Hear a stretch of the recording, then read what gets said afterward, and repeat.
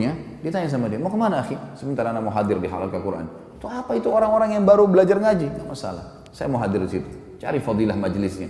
Saya duduklah, mulai syekhnya kasih baca-baca, tapi tiba giliran saya berapa ayat saya baca. Subhanallah, begitu saya duduk teman-teman sekalian, saya seperti kosong dari semuanya kecuali Al-Quran. Duduk, baca Al-Quran. Habis saya baca, berhenti pas azan Isya, gitu kan? Ini ambil ilmunya tapi jangan jadi Wahabi. Bagaimana ceritanya? Kan saya lagi belajar di sana. Jadi setiap guru masuk saya lihat ini Wahabi. Apa yang dia mau sampaikan nih? Ini momok seperti apa? Sembeli lehernya orang. Ini kafir. Kayak sudah menakutkan. Saya waktu itu ketakutan sendiri. Setelah 6 bulan saya belajar, saya lihat selalu guru datang. Qala Allah, qala Rasul. Allah berfirman, Rasulullah bersabda. Tunggu padanya tidak akan pernah salah selamanya. Kitabullah wa sunnati. Dan kita sayangkan sekarang memang banyak orang juga. Ini satu hal yang perlu kita garis bawahi.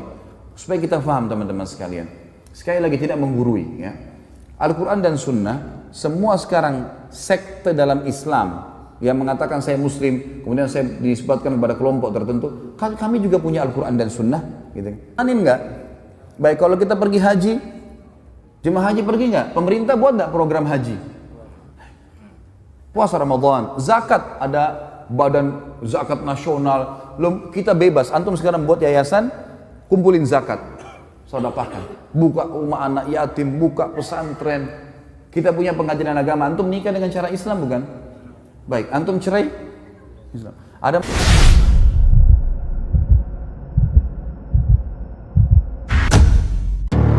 ya, ditanya sama dia, mau kemana akhi? Sebentar anak mau hadir di halaqah Quran. Itu apa itu orang-orang yang baru belajar ngaji? Tidak masalah, saya mau hadir di situ. Cari fadilah majelisnya. Saya duduklah, mulai syekhnya kasih baca-baca, tapi tiba giliran saya berapa ayat saya baca. Subhanallah, begitu saya duduk teman-teman sekalian, saya seperti kosong dari semuanya kecuali Al-Quran. Duduk, baca Al-Quran. Habis saya baca, berhenti pas azan Isya, gitu kan?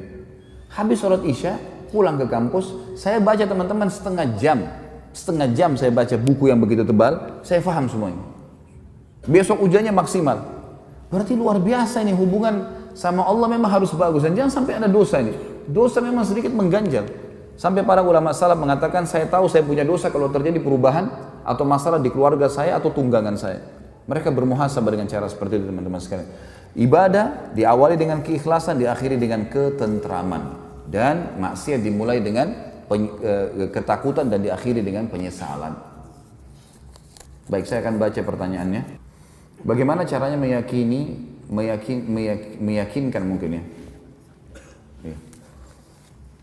Muslimin dan muslimat mengenai faham-faham para ulama yang sering menjadi panutan.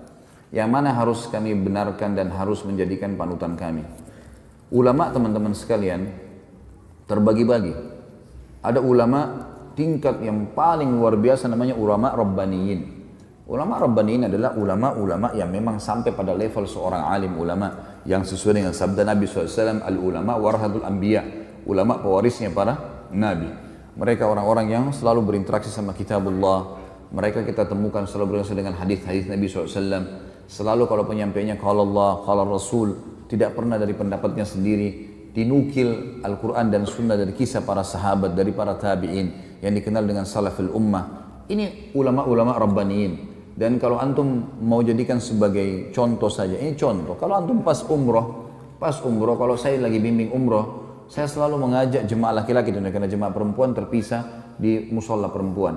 Itu kalau lagi di Masjid Nabawi atau di Masjid Haram Mekah, saya sering ajak kalau bertepatan lagi sholat sama saya karena jemaah memiliki bebas jadwal untuk sholat masing-masing.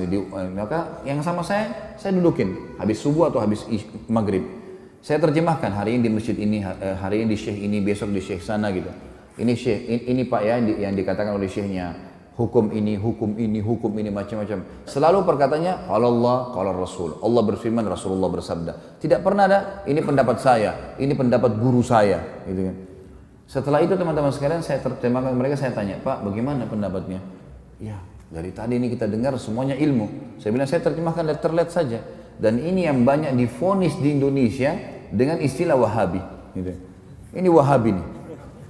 Apa itu Wahabi? Nggak ngerti. Pokoknya Wahabi suka kafirkan orang. Dari mana Wahabi kafirkan orang itu? Saya tidak pernah mendengar dengan telinga saya ini teman-teman sekalian. 7 tahun di Madinah ada guru kami mengatakan si fulan kafir. Nggak pernah saya dengarin itu. Selalu kalau kita belajar fikih pun, Imam Syafi'i mengatakan begini dalilnya, Imam Ahmad mengatakan begini dalilnya, Imam Malik begini, Imam Abu Hanifah begini, dalilnya jelas. Dan tidak pernah mereka mengatakan pilih pendapat ini ya. Dan tidak pernah satu kali pun demi Allah saya dengarkan ada kata berkata Wahabi, nggak pernah. Dan yang mereka mengatakan Muhammad bin Abdul Wahhab ya, yang membersihkan Jazirah Arab dari banyak sembahan-sembahan berhala. Kalau kita baca bukunya, nggak pernah saya pelajari secara khusus itu di kelas, nggak pernah. Selalu kembali kepada buku-buku induk, buku hadisnya. Kita dari tingkat 1 sampai tingkat 4 kuliah belajar dari Sahih Bukhari sampai Sunan Abi Daud, Tirmidzi, Nasai dan seterusnya. Kemudian juga buku tafsir kita pelajari tafsir Ibnu Katsir, tafsir buku-buku induk semuanya. Nggak ada sesuatu yang dianggap asing atau baru. Saya malah terbalik, sebelumnya tahun 89 saya pernah di Kairo. Saya waktu di Al Azhar malah saya temukan di sana, dan saya yakin teman-teman kalau ada yang pernah kuliah di sana tahu masalah itu. Itu kalau lagi mau belajar fikih misalnya, maka ditanya siapa yang mazhab Syafi'i. Saya waktu itu sama sepupu saya angkat tangan. Silakan ke kelas sebelah, gurunya sendiri.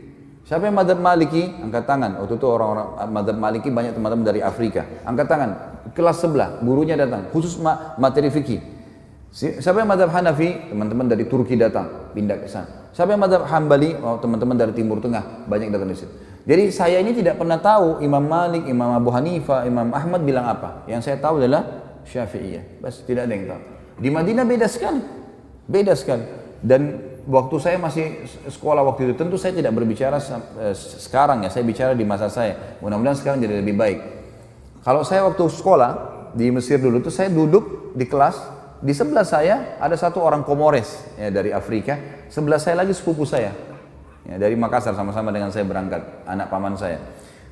Satu kelas ini ada 47 orang. Nggak pernah kami ketemu kecuali di waktu tertentu.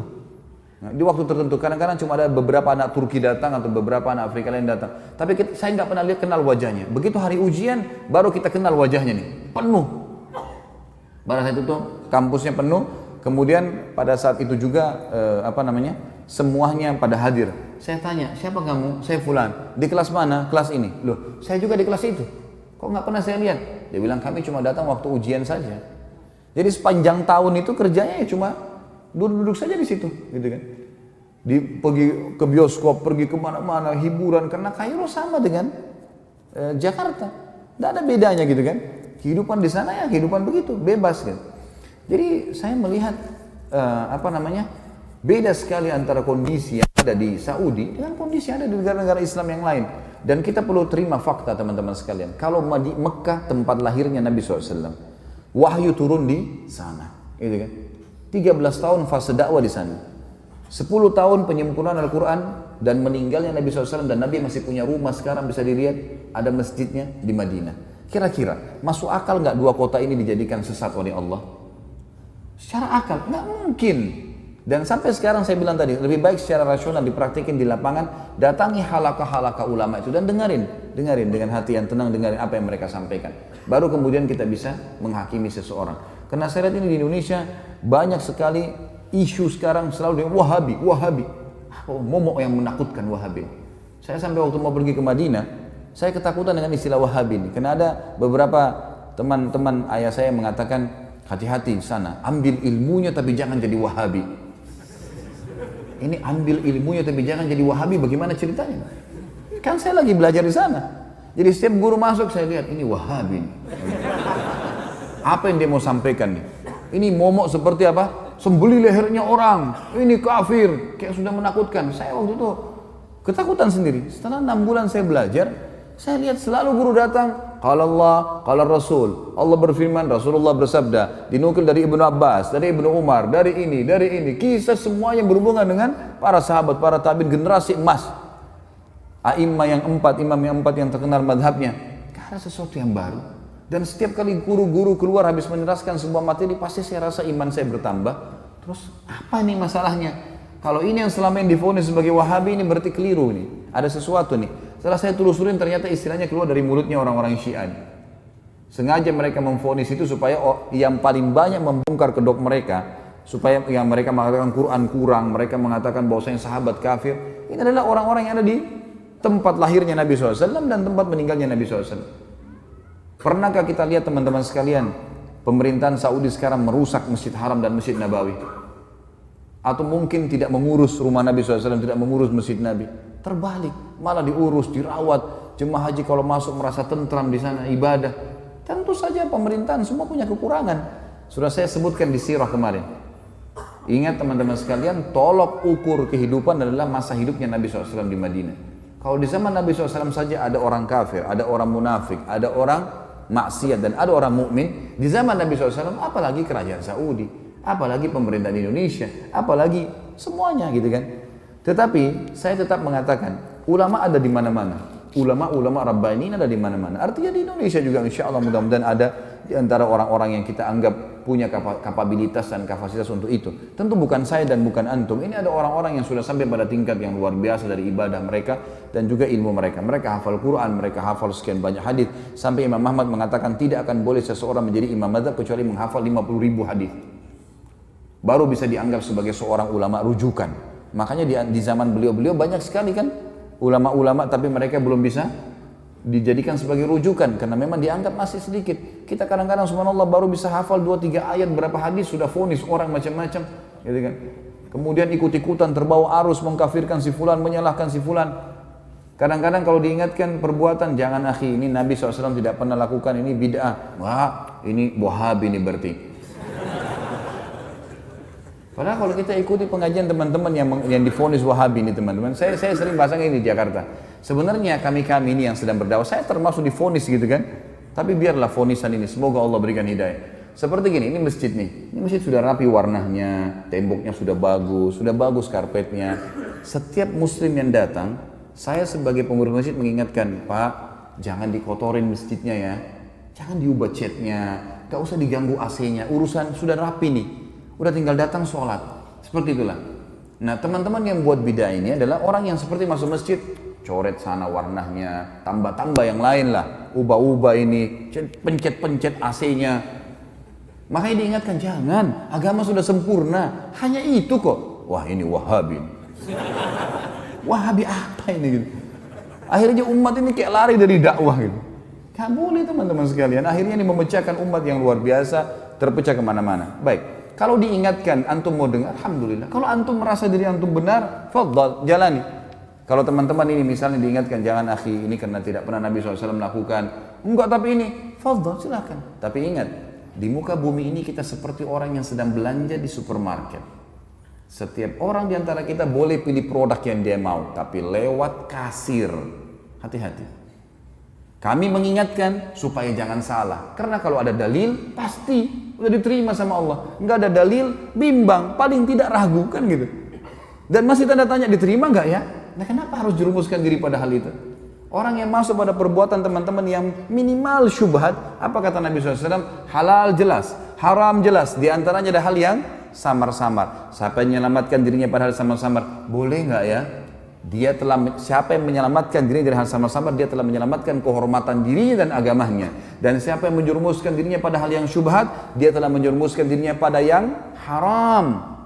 Seperti pengembala domba yang bawa domba-dombanya di ladang rumput, yang rumputnya lebih tinggi dari dombanya, sehingga dia tidak tahu domba mana yang dicuri oleh serigala. Berarti dalam Islam cuma ada halal, ada haram. Syubhat pun masuk di sini. Ragu pun nggak ada dalilnya, atau mungkin lemah, ya sudahlah, gitu loh. Ini enggak langsung divonis saja langsung ini. Sekali lagi teman-teman, kalau dianggap ini adalah perbuatan, enggak apa-apa lah, ya sudahlah. Jangan dijadikan perpecahan umat, gitu kan? Yang ini perlu diketahui. Ini ulama yang pertama, Rabbani. Ada ulama yang memang ini istilah di para ulama waratha. Ulama waratha ini orang-orang yang terwariskan istilah ulama pada mereka. Gitu.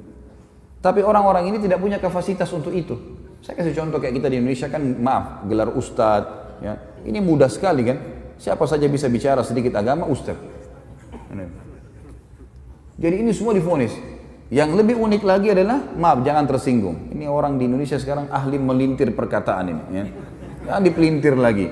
Saya tidak singgung siapapun dan jangan tersinggung, nggak usah tersinggung. Kalau baik terima, nggak baik nggak usah terima, kan selesai gitu. Gelar haji. Pak Haji ini pulang dari haji 40 hari alim. Dari mana alimnya nih? 40 hari memang di sana belajar, hafal Quran.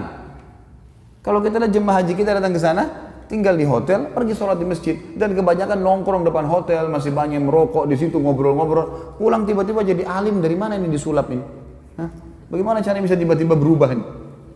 Dan kita vonis, oh ini berarti seorang alim. Yang banyak terjadi di Indonesia, dan ini kita sayangkan sekali. Kalau khatib tidak hadir, baik silakan Pak Haji gantikan. Tentu semua Pak Haji silahkan, tidak ada yang larang, asal dia punya kapasitas ilmu silahkan. Tapi dia naik bicara. Banyak orang Indonesia terjadi fakta, ya. Kemudian dia turun dari mimbar, dia tidak mau lagi mengatakan tidak tahu, semua tahu. Dan yang jadi masalah pengikutnya fanatik, walaupun salah. Nah ini yang jadi hal yang luar biasa. Ini namanya ulama waratha. Ada orang kakeknya kiai, ayahnya kiai, anaknya jadi kiai otomatis. Gitu kan. Dari mana ini otomatis? Ilmu itu harus dipelajari, nggak bisa. Kan itu. Ada yang ketiga, yang terakhir ulama su. Dan ini Nabi SAW sebutkan. Akan datang nanti satu zaman di mana umatku dipimpin oleh ulama su, ulama yang buruk. Kok ada ulama buruk? Apa maksudnya? Kata Nabi SAW adalah ulama yang memanggil umat ini pada kesesatan. Mereka diberikan julukan ulama, tapi mereka ngajak orang-orang untuk berbuat hal-hal yang dikarang-karang sama dia, buat cara ibadah sendiri, nggak butuh dengan syariat. Gimana caranya nggak butuh syariat? Kita butuh Al-Quran dan Sunnah, panduan. Nabi SAW mengatakan, telah aku tinggalkan kepada kalian dua perkara, kalau kalian berpegang teguh padanya tidak akan pernah salah selamanya. Kitabullah wa sunnati. Dan kita sayangkan sekarang memang banyak orang juga. Ini satu hal yang perlu kita garis bawahi supaya kita faham teman-teman sekalian. Sekali lagi tidak menggurui, ya. Al-Quran dan Sunnah, semua sekarang sekte dalam Islam yang mengatakan saya Muslim, kemudian saya disebutkan kepada kelompok tertentu, kami juga punya Al-Quran dan Sunnah, gitu. Baik. Semua orang memvonis punya Al-Quran dan Sunnah. Tapi permasalahannya, ada satu kalimat yang mestinya kita tempelkan dengan itu. Apa itu? Sesuai dengan pemahaman para salaf saleh. Maksudnya para sahabat. Al-Quran turun kepada para sahabat. Banyak ayat turun kepada para sahabat. Hadis-hadis Nabi SAW disebutkan di hadapan para sahabat. Berarti kalau kita kembali kepada tafsir, kita kembali kepada hadis Nabi SAW, lihat perkataan para sahabat. Itu yang penting. Kita sekarang nggak ayat Al-Quran kita vonis sendiri. Banyak orang-orang yang akhirnya menyalahkan orang lain karena masalah ayat dibaca, oh ini maksudnya begini, sudah selesai, dihakimi sama dia. Atau ini hadis begini, kemudian langsung divonis sama dia. Padahal sebenarnya tidak kembali kepada pemahaman para sahabat. Ini yang Allahu alam, yang saya tahu akhirnya membuat umat ini banyak kemana-mana pemahamannya. Dan banyak diantara mereka mengatakan, itu kan zaman sahabat. Sahabat juga bisa melakukan, kenapa kita tidak? Tentu saja sahabat melihat Nabi SAW. Apalagi Khulafaur Rasyidin, gitu kan? Buktinya Utsman bin Affan boleh buat susun Al-Quran. Dan zaman Umar bin Khattab dijadikan tarawih 20 rakaat. Siapa mereka? Khulafaur Rasyidin. Kata Nabi SAW apa? Alaikum bisunnati wa sunnatu khulafaur rasyidin mahdiyyin min ba'di. Addu alaihi bin nawajid. Berpegang pada sunnahku dan sunnah khulafaur rasyidin. Antum masuk khulafaur rasyidin? Kan tidak kan? Nah iya. Mau disamain perbuatan dia dengan Utsman bin Affan radhiyallahu anhu, dari mana ini? Tidak bisa ketemu, ada dalil menjelaskan masalah itu kan. Berpegang teguh pada keduanya walaupun dengan gigi geraham kalian. Abu Bakar, Umar, Utsman, Ali yang disepakati Khulafaur Rasyidin, sunnah mereka yang kita ikutin, perbuatan-perbuatan mereka, contoh yang mereka lakukan, bukan kita teman-teman sekalian, gitu kan? Jadi kita harus jangan tarik, oh itu buktinya sahabat bisa buat, kita juga bisa buat, nggak bisa. Pada saat itu para sahabat ada, masih hidup dan mereka sepakati untuk itu. Ini yang perlu kita ketahui, Allahu a'lam. Saya pernah melakukan zina dan minuman keras. Bagaimana dengan amal ibadah yang saya lakukan saat ini? Dan bagaimana dengan hukum Islam tentang rajam dan potong tangan dan lain-lain? Apakah saya masih bisa berharap surganya Allah? Mohon nasihatnya Ustaz. Pertama sekali, hukum dalam Islam, kisos. Potong tangan, dipenggal lehernya, potong tangan kalau mencuri, dipenggal kalau membunuh, dirajam kalau berzina. Ini berlaku bagi orang yang kepergok. Berlaku bagi orang yang kepergok. Tidak berlaku bagi orang yang antum pernah berzina 5 tahun lalu sekarang sudah taubat. Lalu antum datang kepada seorang ustaz atau kiai, saya sudah berzina, rajam saya. Bukan begitu. Makanya hadis Bukhari yang menjelaskan, seorang wanita pernah datang kepada Nabi SAW dan berkata, ya Rasulullah, saya sudah berzina dan saya hamil dari zina. Dia buat pengakuan. Apa kata Nabi SAW? Kau lagi hamil, pulanglah. Melahirkan anak itu, karena anak itu nggak ada salahnya. Apa kata ulama hadis? Yang dimaksud oleh baginda Nabi SAW, pulang taubat, jangan kau kesini. Kalau tidak kepergok, udahlah, taubat, lindungi, kau berlindung di bawah naungannya Allah. Jangan, tidak ada, kita bukan seperti Katolik teman-teman yang harus pengakuan dosa disampaikan segala. Lalu kemudian pasturnya kasih air suci lah kamu selesai. Nah, dalam Islam itu. Karena dalam pengakuan dosa nggak ada. Antum tutupin dosa itu. Kata Nabi SAW dalam hadis Bukhari Muslim, orang yang paling buruk di sisi Allah adalah orang yang sudah Allah tutupi kesalahannya. Dia zina tadi malam nih, Allah tutupi sampai pagi. Lalu dia sendiri yang mengekspos kesalahannya. Saya tadi malam, saya begini. Untuk apa? Wanita itu teman-teman pada saat sudah selesai melahirkan 9 bulan. Masih kembali, ya Rasulullah, saya sudah melahirkan. Kata Nabi SAW, susui anak ini. Masih ada waktu 2 tahun. Disuruh taubat oleh Nabi SAW, gitu kan. Pulang, habis menyusui ternyata iman dalam hatinya masih kuat. Ya Rasulullah, saya sudah menyusui, rajam saya mau disucikan. Barulah Nabi SAW mengatakan, baik, keraskan bajunya, kemudian dirajam, gitu kan. Karena dia terus meminta kepada Nabi SAW, tapi awalnya disuruh pergi, gitu kan. Lalu kemudian teman-teman sekalian yang terjadi, waktu lagi dilempar, ada seorang sahabat mengatakan, semoga Allah melaknatmu, kenapa kau berzina? Kata Nabi SAW, jangan kau laknat dia. Perempuan ini, demi zat yang ubun-ubunnya Muhammad dalam genggamannya, dia telah bertaubat kalau dibagi untuk 70 orang penduduk Madinah cukup buat mereka semua masuk surga.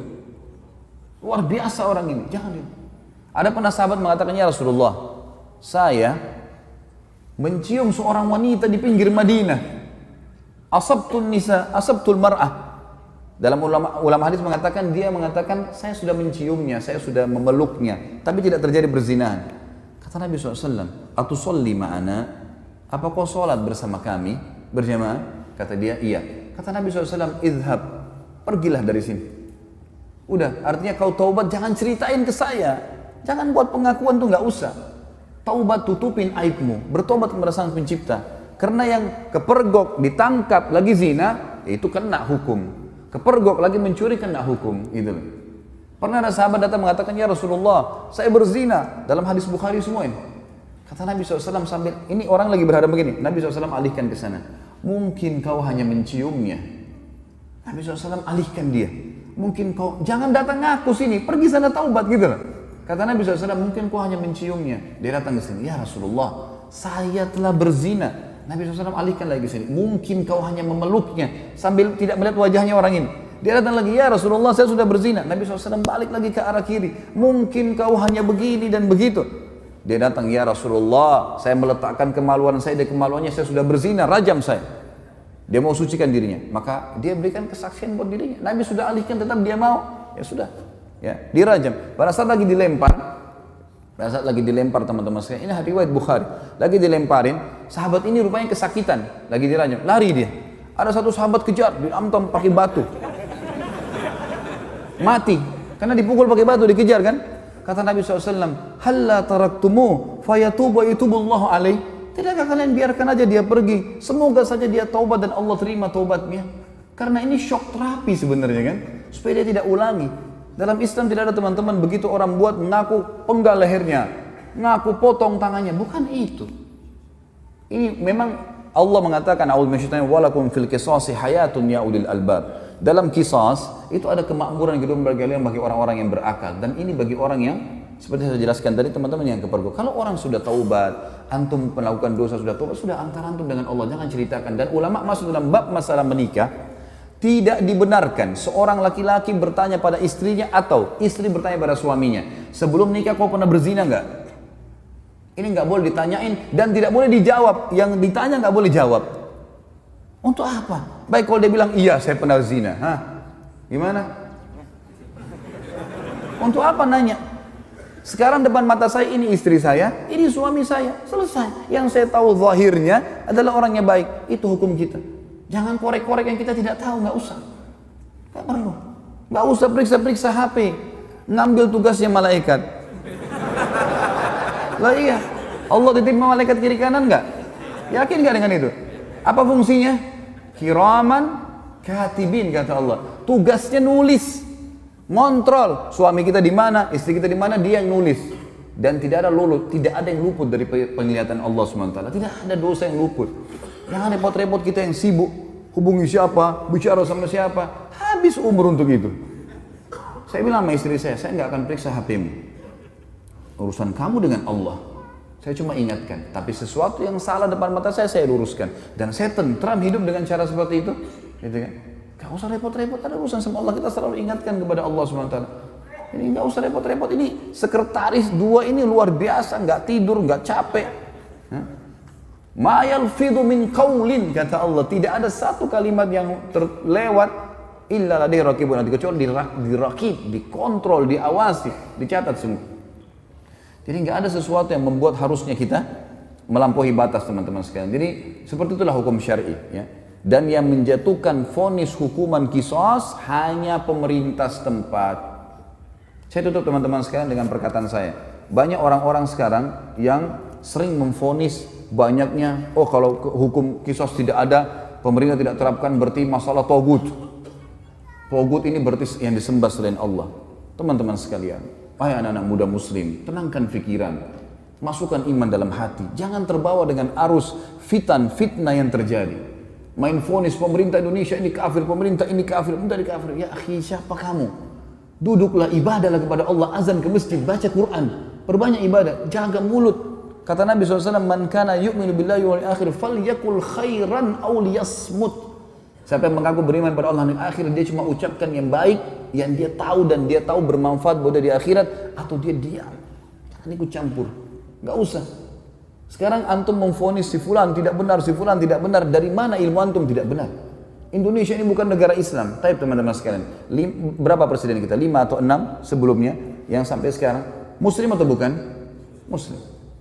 Salah satu syarat negara Islam pemimpinnya Muslim. Yang kedua, mayoritas masyarakat Muslim atau bukan? Nah, tinggal yang ketiga syaratnya, terterapkannya hukum Islam, kan gitu. Baik, pertanyaan di Indonesia, apakah hukum Islam sudah diterapkan? Hah? Sudah akhi, sebagian belum. Sekarang begini nanti, ini hukum Islam belum? Bukan duduk di majelis ilmu begini. Hah? Takmir masjid, hukum Islam bukan? Azan dikumandangkan, 5 waktu sholat dikumandangkan. Kalau kita Ramadan diiklanin nggak? Baik, kalau kita pergi haji, jemaah haji pergi nggak? Pemerintah buat nggak program haji? Puasa Ramadan, zakat, ada badan zakat nasional, kita bebas. Antum sekarang buat yayasan, kumpulin zakat, sedekahkan, buka rumah anak yatim, buka pesantren. Kita punya pengajian agama, antum nikah dengan cara Islam bukan? Baik, antum cerai Islam. Ada majelis ulama enggak di Indonesia? Teman-teman sekalian, yang belum diterapkan di Indonesia apa? Pencuri potong tangan, ya? Orang berzina dirajam. Ini bagian daripada syariat, bagian, bukan totalitas syariat di situ. Harus kita tenangkan pikiran dan hati kita, teman-teman. Jangan terbawa cuma emosional dan ilmunya kurang, akhirnya kemana-mana nih, gitu kan? Ban mobil kita kalau bannya lagi kempes, tambah angin saja, jalan. Kita enggak, kempes, buang semua mobilnya. Lah iya, langsung main vonis. Teman-teman, manusia semua bisa berbuat salah, punya kekurangan, gitu kan? Tetapi kita mendoakan. Yang saya lihat adalah kita di Saudi misal contoh ya, saya karena pernah tinggal di sana, saya melihat di setiap mimbar hari Jumat, semua khatibnya pasti mendoakan agar pemimpin mereka dapat hidayah. Bayangkan kalau kita punya, saya dapat data teman-teman di Jakarta Selatan saja, kita punya 2.200 masjid dan musola. 2.200 masjid dan musola. Ini mungkin sejumlah dengan masjid di negara-negara muslim yang lain yang kecil. Ini baru Jakarta Selatan, kita punya 5 wilayah Jakarta. Ada pusat, ada barat, ada utara, ada timur, ada selatan. Ini kalau 2.000 aja setiap wilayah kita punya 10.000 masjid. Bagaimana kalau seluruh Indonesia? Bagaimana kalau semua orang ini, ya, kalau 10.000 masjid teman-teman berarti ada 10.000 khatib. Ya. Kalau kita punya misal seluruh Indonesia anggaplah 5.000, 100.000 masjid. Semuanya mendoakan, ya Allah berikan hidayah pemimpin kami, ya Allah berikan mereka menerapkan Al-Quran dan Sunnah, ya Allah. Terus kita doakan kebaikan. Masa dari sekian ratus ribu orang mukmin berdoa tidak diterima sama Allah? Daripada kita main vonis, kita main salahkan, comot sana, ganti sini, vonis ini, kehidupan apa ini gitu? Coba kembali kepada ilmu yang benar teman-teman. Sekali lagi saya mengajak anak muda muslim untuk tenangkan fikiran, jangan terbawa arus, tenangkan hati teman-teman, nuntut ilmu, perbanyak ibadah buat antum sendiri. Mati kalau datang kita nggak bisa lepas, nggak harus antum tua dulu baru meninggal dunia. Maka sibukkan pada hal yang bermanfaat. Allahu alam. Ini tentu saja saya tutup teman-teman sekalian dengan kalimat saya bukan menggurui, saya tidak pernah menyebutkan nama orang, alhamdulillah di majelis saya tidak mau memvonis siapapun salah, tapi kita kembali kepada wahyu Allah subhanahu wa ta'ala sesuai dengan pemahaman para sahabat. Ini adalah hal yang paling tepat. Coba antum kembalikan kepada ini, maka hati kita akan tenang. Oh ternyata Ibnu Abbas, oh ternyata si fulan, oh ternyata si fulan. Ini yang insya Allah akan sudah cukup buat kita. Allahu a'lam. Mohon dimaafkan kalau ada salah tentunya. Dan juga kalau ada benar pasti dari Allah. Kita berdoa kepada Allah Sang Pencipta agar seluruh amal yang pernah kita kerjakan diterima olehnya dengan kemahamurahannya, dan semoga saja semua dosa yang pernah kita kerjakan dimaafkan dan diganti pahala. Juga sisa umur kita semoga diberkahi di harta, di keluarga, di umur, dan juga pekerjaan, serta puncaknya kita diberikan oleh Allah Sang Pencipta masuk surga tanpa hisab. Dan tentu kita berharap ya Allah surga Firdaus-Mu yang maha luas dan juga yang maha sempurna. Ya Allah, kami mohon kepadamu agar Engkau menolong saudara-saudara kami di Palestina, di Syria, di Yaman, di Irak, di Myanmar, dimanapun mereka berada yang sedang tertindas. Ikhlaskan niat mereka, terima para syuhada mereka, muliakan Islam di tangan mereka dan tangan kami semua, serta partisipasikan kami bersama mereka di pahala baik dengan doa, dengan harta, juga dengan jiwa kami. Dan semoga dengan kemahamurahan-Mu ya Allah, yang kami yakin Engkau sedang melihat kami sekarang, dan juga malaikat-Mu sedang menghadiri majlis ilmu ini, agar Engkau menyatukan kami semua di surga Firdaus-Mu tanpa hisab, di mana Engkau satukan kami di majlis ilmu yang mulia ini. Tentu selanjutnya teman-teman sekalian kita berharap agar Allah Subhanahu wa taala sekali lagi mengikhlaskan niat kita, menjadikan majelis ilmu ini sebagai ilmu yang bermanfaat. Dan saya memohon ampun bila ada sesuatu yang salah kepada Allah Sang Pencipta, dan juga untuk saudara kita semua hadir di sini, dan kedua orang tua kita dan seluruh muslimin dan muslimat, agar semuanya dimaafkan kesalahan-kesalahannya. Subhanakallahumma wa bihamdika asyhadu an la ilaha illallah astaghfirullah wa atubu ilaik. Wassalamualaikum warahmatullahi wabarakatuh.